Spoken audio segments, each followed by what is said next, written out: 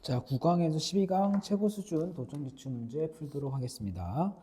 자, 363번 표가는 생태계 구성 요소 A, D에서 특징 기역 디귿의 유무 나는 기역 디귿을 순서 없이 나타낸 것이다. A, D는 버섯, 빛, 토끼, 토끼풀을 순서 없이 나타낸 것이다. D는 생태 피라미드에 나타내지 않는다.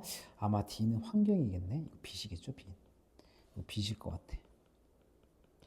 자, 생물 요소이다. 얘는 버섯, 토끼, 그 다음에 토끼풀. 무기물로부터 유기물을 합성할 수 있다. 풀이고, 생산자와 소비자로부터 유기물이 전달된다. 이건 버섯이네요. 그럼 일단은 동그라미가 3개가 될 수 있는 게 있거든. 동그라미 3개. 동그라미가 3개. 쏘리. 얘는 D는 빛이 될 수도 있고 분해자가 될 수도 있겠네. 그렇죠? 그러면 동그라미가 일단 3개가 될 수 있는 게 누구일까? 기역, 니은, 디귿 중에서 3개가 될 수 있는 거. 3개. 3개. 그 다음에 하나가 될 수 있는 거. 또 하나가 될 수 있는 거. 요거네. 그럼 얘는 D. 얘가 디귿이네요. 디귿. 맞죠? 그 다음에 기역, 니은은 풀하고 버섯 하나씩밖에 없으니까 이거 다 X네. 됐니? 그러면 D는 빛 또는 분해자인데 빛은 여기 하나도 포함되어 있는 게 없잖아. 그렇죠? 그러니까 C가 빛이 될 거고 그 다음에 D가 버섯이 될 거고 그렇죠? 그럼 A하고 B는 토끼랑 토끼풀 중에 하나네. 됐죠? 그럼 버섯이 얘가 니은이고 이게 기역이네요. 그러면 이게 풀, 이게 토끼. 그렇죠? 풀은 두 개가 되어 있어요. 기역하고 디귿. 이거 동그라미네. 얘는 X고. 버섯도 디귿은 동그라미네. 쏘리. 자, 그래서 기역 A와 B는 모두 동그라미다. 맞고 니은은 생물적 요소이다. 생물 요소는 디귿이고 빛은 B에 BBBB 풀에 직접적 영향을 주죠. 정답은 기역 디귿이 됩니다. 자, 364번 그림은 어떤 나무 잎 세포에서 탄수화물인 녹말과 포도당의 함량 및 삼투 변화를 월별 나타낸 것이다.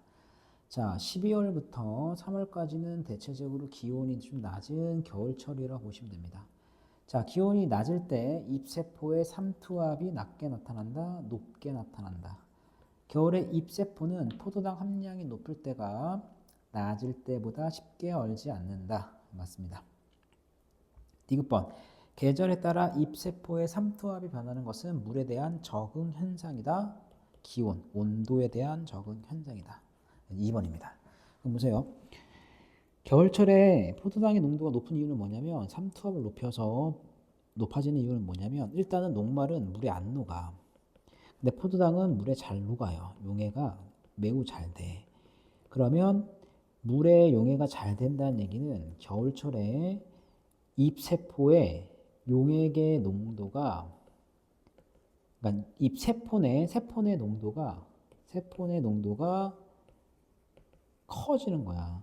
그럼 농도가 커지면 용액의 성질 중에서 어는 점이 내려가요.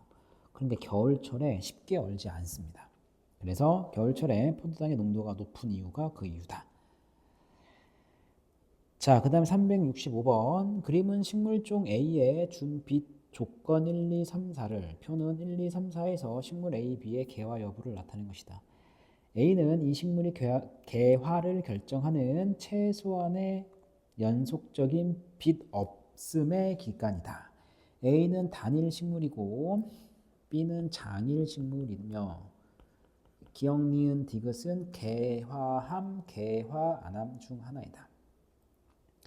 자, 단일 식물은 1번 시기에 개화를 할 거고 그 다음에 동그라미 치자. 그 다음에 장일은 개화를 안 하겠지. 반대로 2번에서는 단일은 개화를 안 할 거고 장일은 개화를 할 겁니다.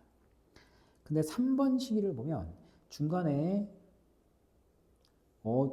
밤에 한번 끊겼죠. 그러니까 3번은 어떤 의미가 되냐면 짧은 밤의 길이가 돼. 짧은 밤의 길이가 되니까 장일 식물인 B는 개화를 하고 얘는 개화하지 않습니다. 됐죠? 그 다음에 4번 실험에서도 단일 식물은 개화를 안 해. 됐지? 근데 장일 식물은 개화를 합니다. 됐습니까? 그래서 연속된 밤의 길이가 중요한 거야. 낮의 길이가 중요한 게 아니라 연속된 밤의 길이가 중요합니다. 됐죠?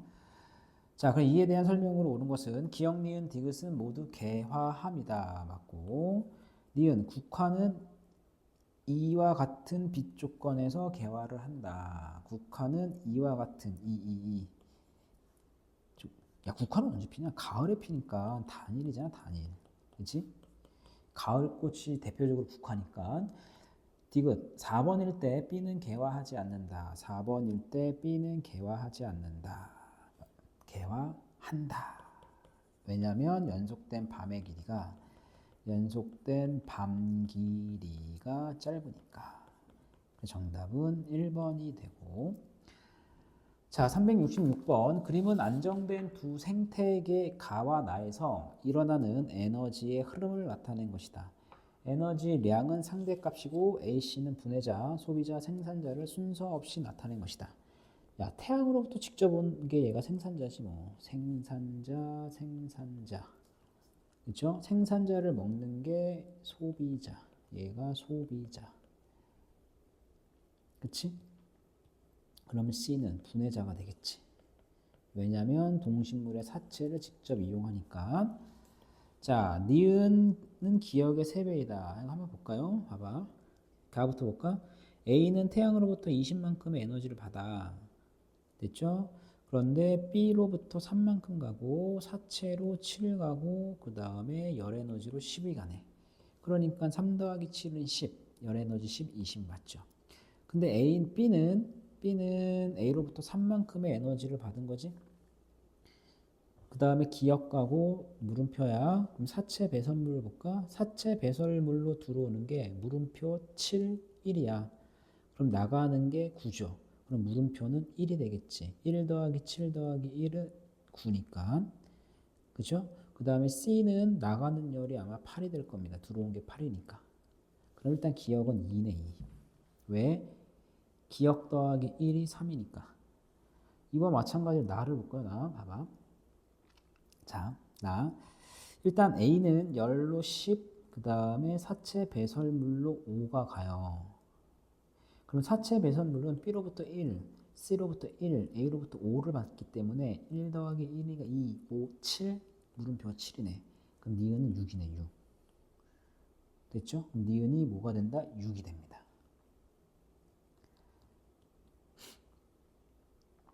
여기까지 됐지? 그러면 A는 태양으로부터 얼만큼의 에너지를 들어와야 되니? 봐봐. B가 열 에너지로 방출하는 게 4, C가 에너지를 방출하는 게 6, A가 방출하는 게 10이잖아. 그러니까 에너지가 다시 환경으로 나가는 게 얼마니? 20이죠? 그러니까 A는 20만큼의 에너지를 받아야 돼.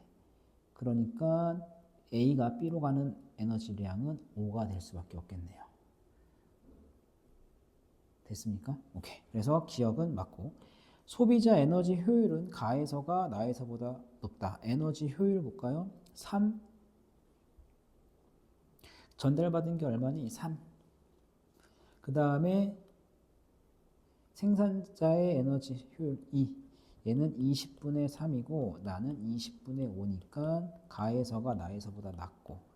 디귿 생산자로 유입되는 에너지량은 가에서가 나에서보다 많다, 같다.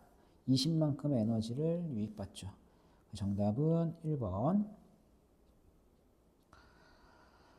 자, 367번. 그림은 안정된 생태계 P의 먹이 관계를, 그 다음에 표는 P에서 각 영양 단계의 개체수가 변했을 때 다른 영양 단계 개체수 변화를 나타낸 것이다. 가나다라는 당근, 토끼, 뱀, 매를 순서 없이 나타낸 것이고 A는 증가 또는 감소 중에 하나이다. 자, 그럼 가의 개체수가 증가했더니 나는 감소하고 다는 증가했대. 이거 아마 토끼인 것 같아. 토끼가 증가하면 뱀 증가, 매 증가, 당근은 감소잖아. 됐죠? 그 다음에 나 개체수가 증가를 하면 가 증가, 다 증가, 라 증가. 이건 당근이겠지 뭐. 왜냐하면 당근이 증가하면 토끼, 뱀, 매가 증가할 거니까. 됐죠? 그 다음에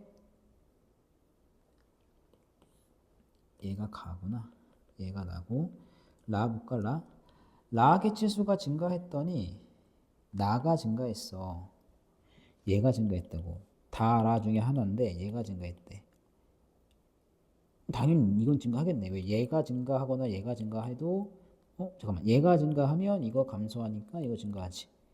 근데 얘가 증가하면 요거 감소하죠. 요거 증가하니까 요거 감소하네. 됐습니까? 그러니까 라는 뱀이네. 라는 뱀. 얘는 뱀이고 얘는 매네요. 그러면 매가 자 뱀이 라고 매가 다네. 그러면 여기서 A가 봐봐. 매가 어떻게 되어야지만 얘가 증가할까잖아. 얘가 감소하고 얘가 증가하고 감소하잖아. 아니죠. 얘가 증가하고 얘가 감소하고 증가하네. 그래서 매가 증가가 되어야지만 토끼가 감소하네요. 그래서 A는 감소가 아니라 증가.